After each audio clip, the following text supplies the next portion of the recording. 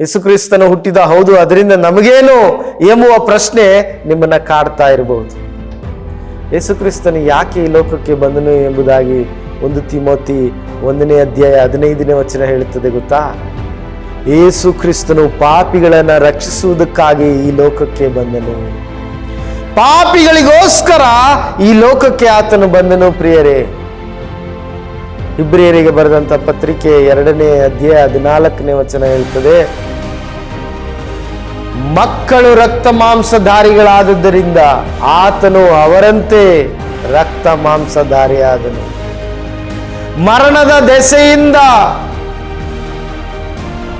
ಮರಣದಲ್ಲಿ ಅವರು ಗುಲಾಮರಾಗಿದ್ದಾಗ ಆತನ ಮರಣದಿಂದಲೇ ಮರಣಾಧಿಕಾರಿಯನ್ನ ಜಯಿಸಿದನು ಎಂಬುದಾಗಿ.